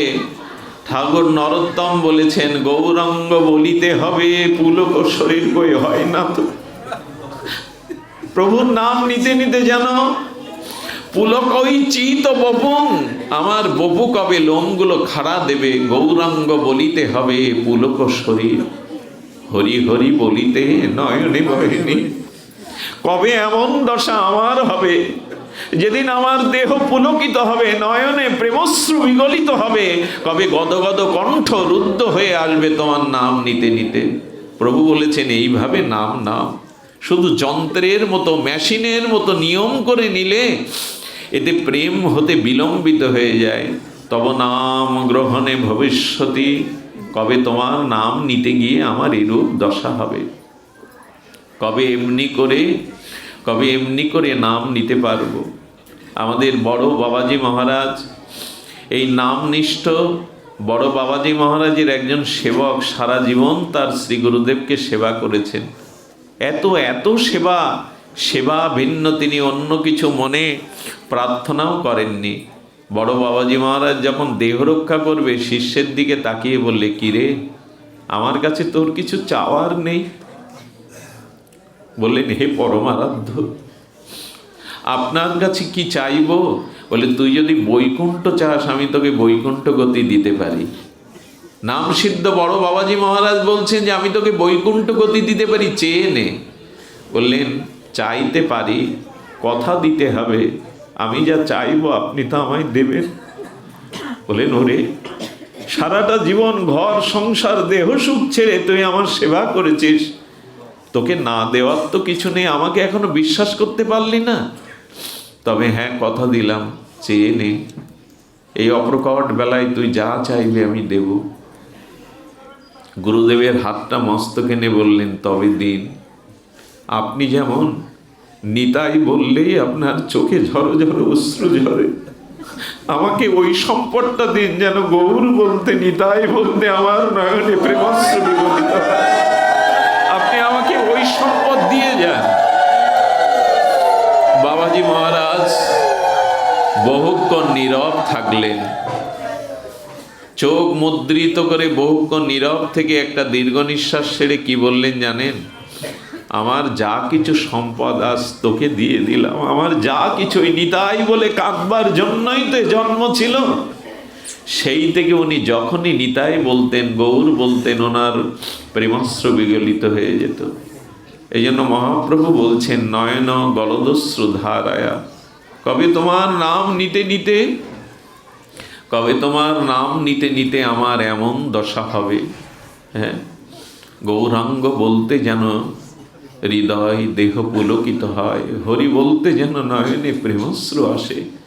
আসলে ভজন করতে হয় একটু ব্যথা জাগিয়ে, জানে, ভগবানকে না পাওয়ার একটু ব্যথা যদি হৃদয়ে না থাকে, ব্যথা না থাকলে ভগবান মিলে না। একটু বিরহ চাই, একটু বেদনা চাই। এই বিরহ বেদনাতেই তো তাকে ডাকতে হয়। গোপীগণ কৃষ্ণহারা হয়ে রাসে এমনি করে, জানেন ভগবানকে কি করে অন্বেষণ করতে হয়। গোপীগণ হরিণীগুলো দেখে, বৃক্ষ দেখে যমুনাকে ডেকে ডেকে বারবার বলেছিল, বলতে পারো আমাদের প্রাণনাথ কোথায়। কত ব্যাকুল হয়ে তাকে খুঁজতে হয়, দেখালেন গোপীগণ। এই জন্য ভগবানের নাম যেন শুধু নিয়ম, শুধু নিয়মের কড়াকড়িতে যেন না থাকে, অনুরাগ চাই, প্রীতি চাই। একটু অনুরাগ নিয়ে নাম। এই অনুরাগে কি হয় শুনুন তাহলে। মধুর কণ্ঠধ্বনিতে মহাপ্রভু হরিনাম নিচ্ছেন। মহাপ্রভুর মুখের হরিনাম ধ্বনিত মধুর কণ্ঠস্বর হবে। সেই প্রেম ভাবাভিত মহাপ্রভু যখন নাম করতে করতে চলেছেন বৃন্দাবনের পথে, ব্রজের পথে যেতে যেতে বনপথ ধরেছেন মহাপ্রভু। আর বনপথ সুবর্ণ রেখা দিয়ে নদীর পথটাতে গেলে পথ হারানো যায়, নদীর তীর দিয়ে যদি যান পথ হারা হবেন না।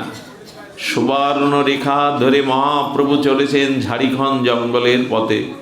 বলভদ্র ভট্টাচার্য প্রভুর পিছনে একান্ত সেবককে স্বীকার করেছেন, প্রভু চলেছেন। মন দিয়ে শুনুন লীলাটি। মহাপ্রভু হরিনামে জগৎকে কি দিয়ে গেলেন। আর চৈতন্য মহাপ্রভু মধুর কণ্ঠধ্বনিতে হরিনাম নিতে নিতে যেমন ঝাড়িখণ্ডের জঙ্গলের পথে যাচ্ছেন, মহাপ্রভু দেবে না পথ চলতে গিয়ে ব্যাঘ্রের গায়ে তার পা লেগে গেছে, চরণ লেগে গেছে। এতটা ভাবাবেশ নামে যে একটা বাঘ মাঝপথে পড়ে আছে, প্রভুর সে খেয়াল নাই। ব্যাঘ্রটা যেই হুঙ্কার দিয়ে উঠেছে, বলভদ্র চিন্তা করলেন আজ আর বনের হিংস্র সাপত, হিংস্র ব্যাঘ্রকে আর মহাপ্রভুকে ক্ষমা করবে। বলভদ্র একটু গাছের আড়ালে লুকালেন, প্রাণের ভয় তো সবার আছে।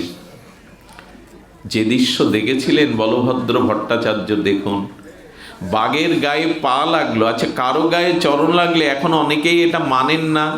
আগেকার দিনে মানুষ মানতেন, ছোট হলে তাকে একটু আদর জানাতেন, আর বড় হলে তাকে প্রণাম করতেন। আচ্ছা, বাঘটাকে মহাপ্রভু কি করবে, চরণ তো লেগে গেছে ভাবাবিষ্ট অবস্থায়। মহাপ্রভু কি করলেন জানেন?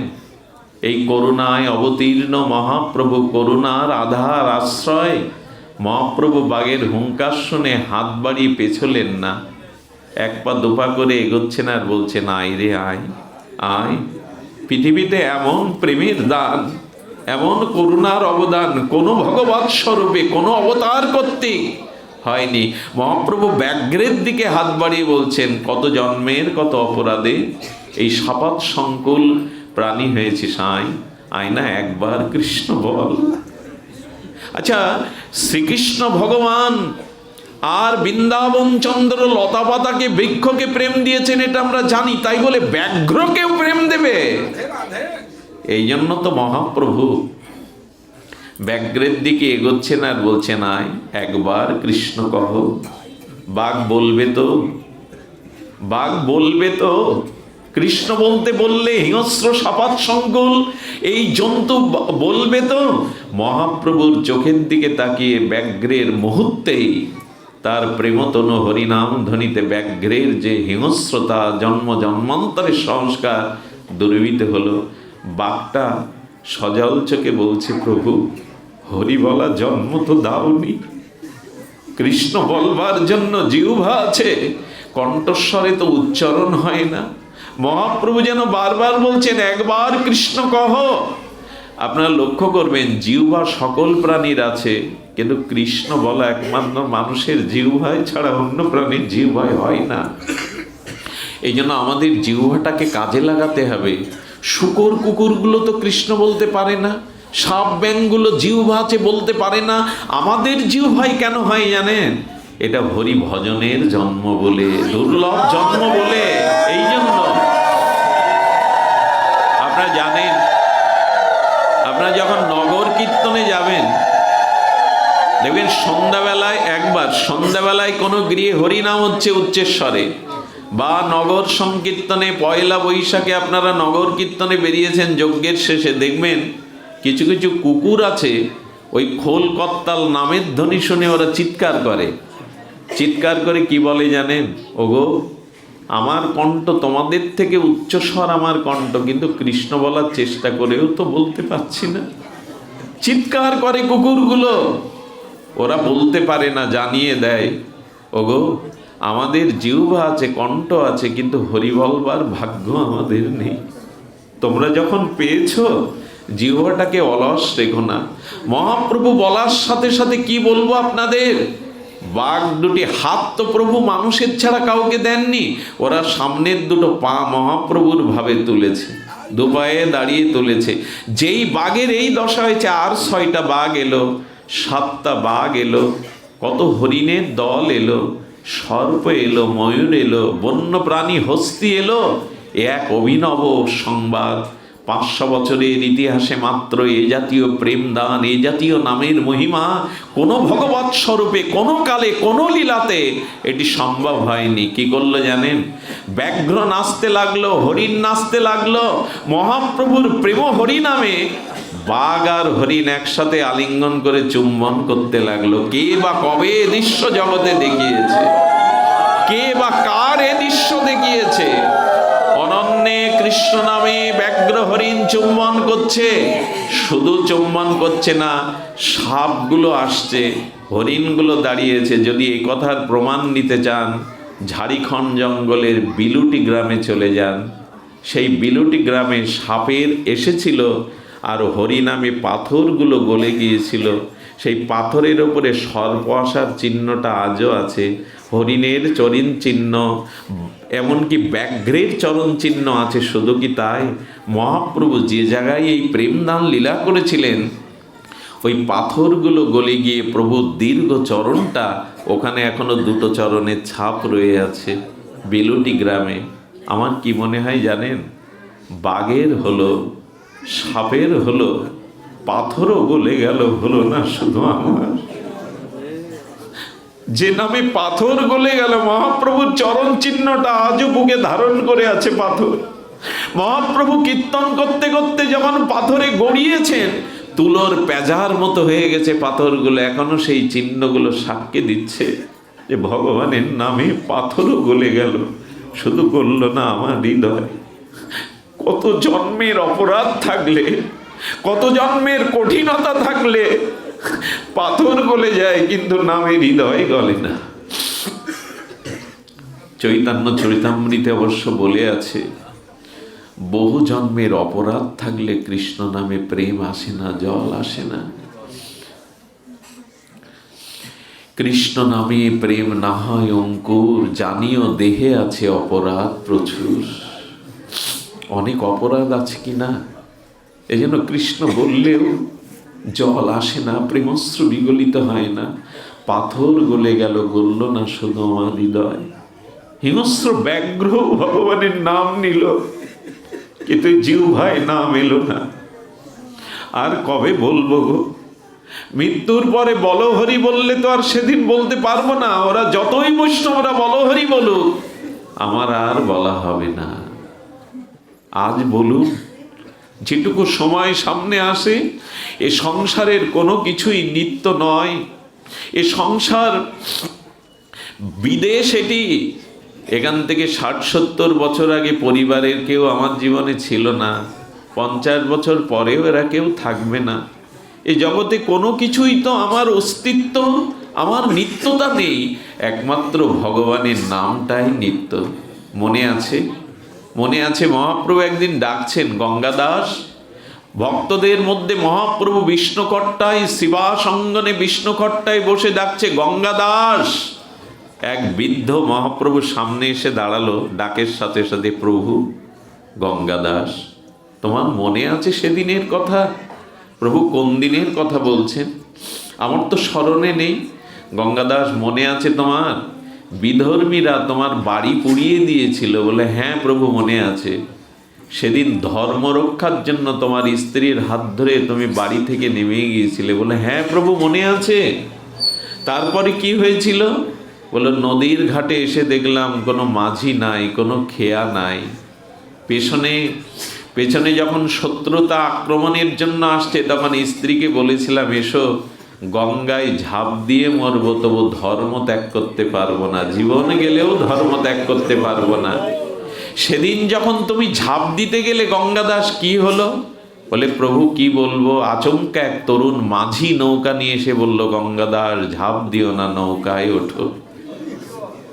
আচ্ছা, ওপারে যাওয়ার পরে জানো প্রভু, সেই তরুণ নামিক মাঝি আমার কাছে কোনো পারের কড়ি নেয়নি। মহাপ্রভু বলছেন, তাকে কি পেয়েছো? বলে, না প্রভু, আর পাইনি। মহাপ্রভু বললেন, সেদিনের মাঝি আমি গিয়েছিলাম তোমাকে পার করবার জন্য। সেদিন আমি গিয়েছিলাম তোমাকে পার করবার জন্য। গঙ্গাদাস চরণে লুটিয়ে পড়েছে, প্রভু গো, প্রভু সেদিন তুমি পার করে দিয়েছিলে, কিন্তু আজকে যে একটি চাইবার ইচ্ছা হচ্ছে, অভিলাষ। বলো গঙ্গাদাস, প্রভু সেদিন যেমন পার করে দিয়েছো, করি নাওনি, তুমি কথা দাও আর একটা খেয়া তো পার হতে হবে, সেদিনও পার করে দিও। করি যদি সেদিনও না থাকে, সেদিনও পার করে দিও। কিছু তো নিয়ে যেতে হবে ঘাটে, পার তো হতেই হবে। কত জন্মে এভাবে জন্ম মৃত্যু চক্রে আমরা 84 লক্ষ জনই ভ্রমণ করছি। ওই ঘাটে গিয়ে একটু নাম সম্পদটা নিয়ে যান, ওটা ছাড়া তো আমাদের অন্য কোনো সম্পদ নাই। এই জন্য মহাপ্রভু বললেন, বিত্ত বৈভব স্ত্রী পুত্র পেয়ে ভুলে থেকো না। মহাপ্রভুর চতুর্থ শিক্ষাষ্টকের এই শ্লোকটি মনে হয় আমাদের অনুধাবন করা দরকার। কি চাইতে হবে? এসেছেন অনেক কষ্ট করে দূর দূরান্ত থেকে, কি চাইবেন মহাপ্রভুর কাছে?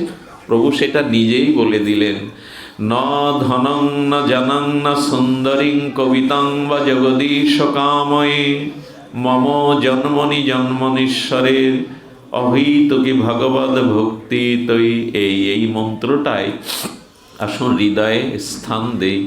প্রভু আমি ধন চাই না, আমি মান কবিত্ব প্রতিভা চাই না, যেন জন্ম জন্মান্তরে তোমার চরণে আমার এমনি অহৈতুকী ভক্তি হয়। কিছু চাওয়া পাওয়া নিয়ে যেন তোমাকে ভালো না বাসি প্রভু, কোনো কিছু চাওয়া পাওয়া নিয়ে যেন তোমাকে ভালো না বাসি। ভালোবাসতে হয় তাই যেন ভালোবাসি, কোনো চাওয়া পাওয়ার বিনিময় যেন ভালোবাসাটা না আসে। তবে হ্যাঁ, এই ভালোবাসা পেতে গেলে চলুন বাকি বিহারী লালকে যিনি প্রকাশ করেছিলেন, স্বামী হরিদাসজির একটা চরিত্র আমরা শুনি বৃন্দাবনে। এখন যে বাকি বিহারী দেখেন সারা বিশ্বের, এই বাকি বিহারীকে ঝলক দেখানো হয়, সব সময় আপনি চোখে দেখতে পাবেন না। কারণ চোখ প্রেম অশ্রু দিয়ে যদি কেউ বাকি বিহারীকে দেখে, তার সাথেই চলে যাবে। একবার এমন হয়েছিল, এক সরল মা বাকি বিহারীকে দু নয়ন মেলে দেখতে দেখতে তার নয়নে অশ্রু এসে গেছে প্রেমে। আর যেই প্রেমে চোখে অশ্রু এসে গেছে, ওই মা যেতে যেতে বাকি বিহারীও সিংহাসন থেকে নেবে ওই মার পেছনে ছুটতে শুরু করেছেন। আরে পূজারি দেখে বাকি বিহারী নাই, বিহারী লাল নাই মন্দিরে, ছুটতে ছুটতে খুঁজতে খুঁজতে গিয়ে দেখে এক মার পেছনে চলেছেন। সেই দিন থেকে ব্যবস্থা হলো, কেউ যেন বেশিক্ষণ বাকি বিহারের দিকে তাকাতে না পারে, ঝলক দৃশ্য দেখিয়ে দেয়, পর্দা দিয়ে দেয়। যারা ব্রজে গেছেন ঝলক দিয়ে দেখিয়ে দেয়, এক মুহূর্তে প্রেম হলেই সে তার সাথে চলে যাবে। এই বাকি বিহারীকে প্রকট করেছিলেন নিধুবনে স্বামী হরিদাসজি।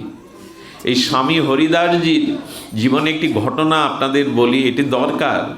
আমাদের চাওয়ার বস্তু কি, আমরা চাইছি কি ভগবানের কাছে? মহাপ্রভু শেখাচ্ছেন, ন ধনং ন জনং।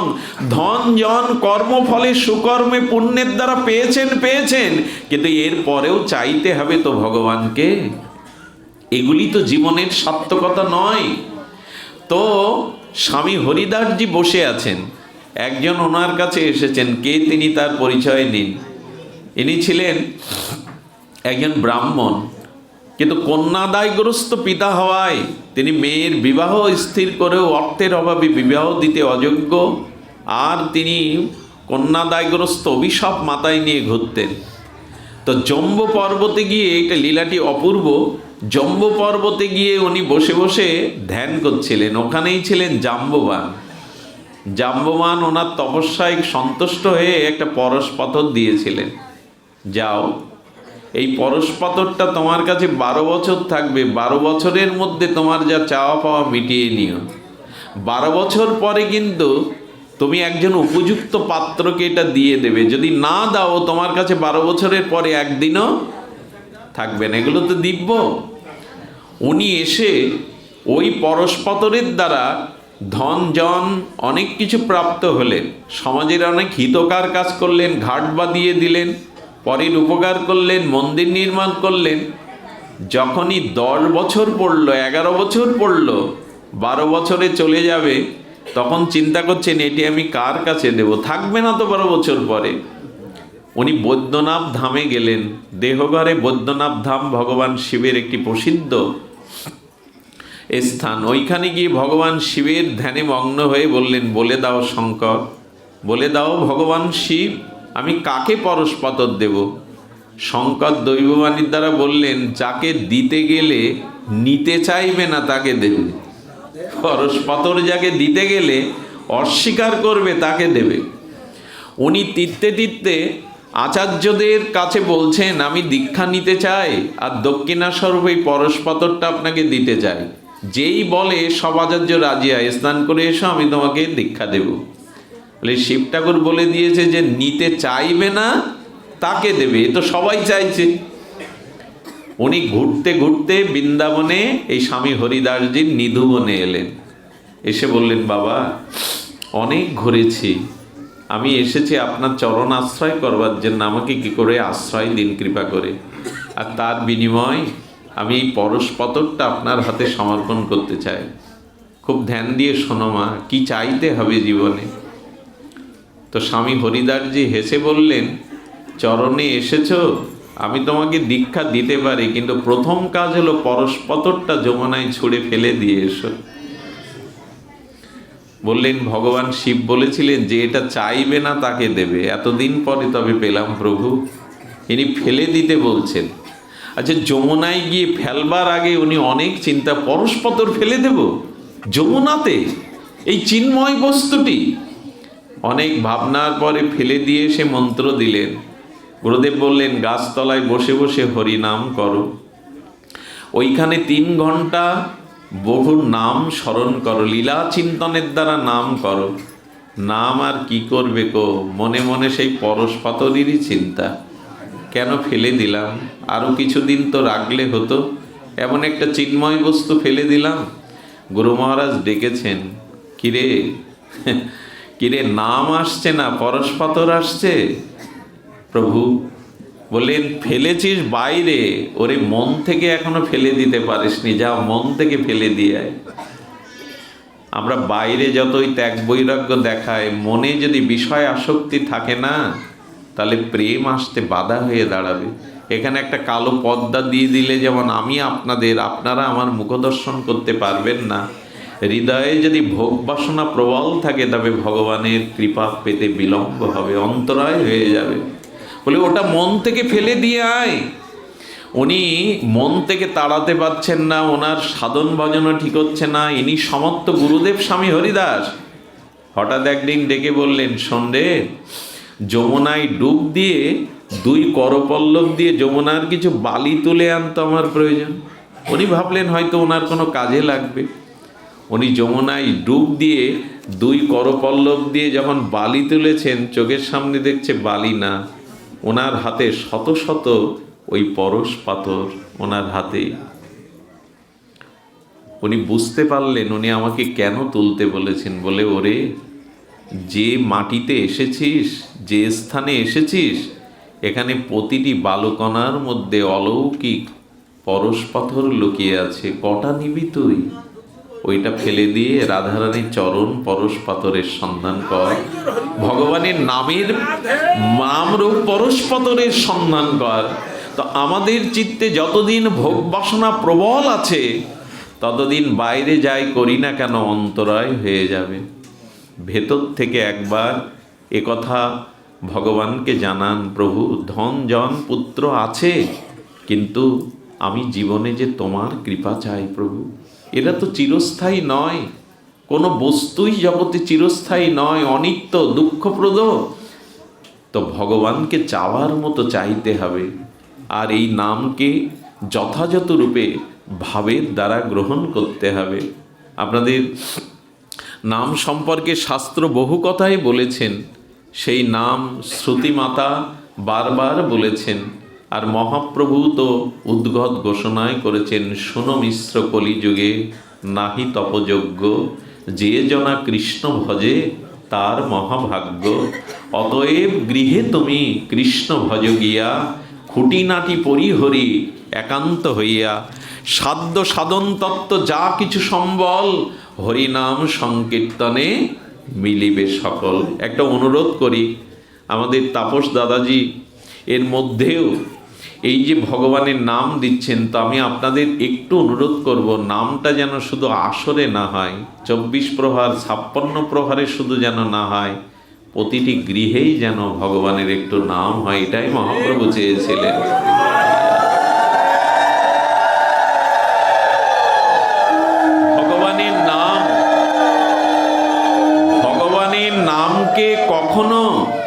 ভগবানের নামকে কখনো যেন অক্ষর বুদ্ধি করবেন না।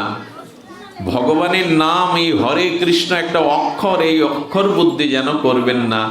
কারণ কাচের টুকরো, হীরার টুকরো একরকম দেখতে হলেও হীরার টুকরো আর কাচের টুকরোর মধ্যে পার্থক্য আছে। তেমনি এটা অক্ষর হলেও হরে কৃষ্ণ এই শব্দটা অক্ষর নয়, এটাই ভগবানের দিব্য স্বরূপ। এই জন্য ভগবানের নামকে যেন আমরা কখনো অক্ষর বুদ্ধি না করি। হরিদাস ঠাকুরের একটি উক্তি দিয়েই আজ পাঠ বিশ্রাম করি। কেহ বলে নাম হইতে হয় পাপক্ষয়। কারো কারো এরকম অভিমান, নাম নিলে পাপ ক্ষয় হয়। কি বলছেন দেখুন, কেহ বলে নাম হইতে হয় পাপ ক্ষয়, কেহ বলে নাম হইতে জীবের মোক্ষ। এক একজন নামের এক একটা ফলশ্রুতি এক এক শাস্ত্রে বলেছেন। হরিদাস কহে নামের এই দুই ফল নহে। আহা, কথাটি খুব মার্মিক। কেউ বলে নাম নিলে পাপ ক্ষয় হয়, কেউ বলে নামের দ্বারা মোক্ষ হয়। হরিদাস ঠাকুর বললেন নামের ফল এ দুটো নয়। কি বলছেন? নামের ফল কৃষ্ণ পদে প্রেম উপচয়। আরে মোক্ষ প্রাপ্তি কি কথা, নাম নিলে কৃষ্ণ চরণে প্রেম আসবে। এটাই হলো নামের মুখ্য অর্থ। মুক্তি পাওয়া, পাপ ক্ষয় হওয়া, এটি নামের আভাসে হয়। কিন্তু কৃষ্ণ নাম নিলে কৃষ্ণ চরণে প্রেম হয়। প্রেম হওয়া আর মোক্ষ পাওয়া এক জিনিস নয়। এই জন্য নামের ফল কৃষ্ণ পদে প্রেম উপচয়। নাম নাও, অভিমান ত্যাগ করে দন্যের সহিত ভগবানের নাম। কৃষ্ণ নামের মহিমা শাস্ত্র মুখে জানি, নামের মাধুরী হইছে কাহা নাহি শুনি। হরিদাস ঠাকুর বর্ণনা করেছেন যে নাম প্রেমাদ্ভূত, নাম নিলেই চিত্তে প্রেম আসে। আমাদের যেন সেই রূপ ভাবদশায় আমরা ভগবানের নাম নিতে পারি। আমাদের দাদাজি এই যে নামযজ্ঞের আয়োজন করেছেন, আপনাদের চরণধুলি পড়েছে, শ্রী গুরুদেবের আশীর্বাদ এসেছে, আপনারা একটু কৃপা রাখবেন। এই যজ্ঞ ওনার একার নয়, এই যজ্ঞ আপামর সকল সনাতনীদের, সকল ভক্তদের। আপনারা প্রাণ খুলে হৃদয় থেকে আন্তরিক আশীর্বাদ করবেন ওনাদের ওপর। নাম যজ্ঞ যেন মহাপ্রভু গ্রহণ করেন, যেন সকলকেই নামের ফল স্বরূপ প্রেম ভক্তি দান করেন। এই যজ্ঞ যাতে সুচারুরূপে সুসম্পন্ন হয়, সেই অনুরোধ আপনাদের কাছে রাখি। সবশেষে সেই চিরচেনা কথায়, বায়ু গন্ধ বিনা, গন্ধ কুসুম বিনা, কুসুম ভ্রমর বিনা, ভ্রমর রাগ বিনা, রাগ ভাব বিনা, ভাব প্রেম বিনা, প্রেম হরি বিনা, আর মনুষ্য জন্ম বিফল হরির নাম বিনা। নাম না হলে মনুষ্য জন্ম তো বিফলে যাবে। এই জন্য নিত্য নিরন্তর যেন আমরা নামাশ্রয় করতে পারি, এই নিবেদন রেখে, যেহেতু আজকে অধিবাস পর্ব, এই জন্য আমি হরিকথার বিশ্রাম রাখি বলি। আজকে জন্মদিন তো না? ও আছে এখানে?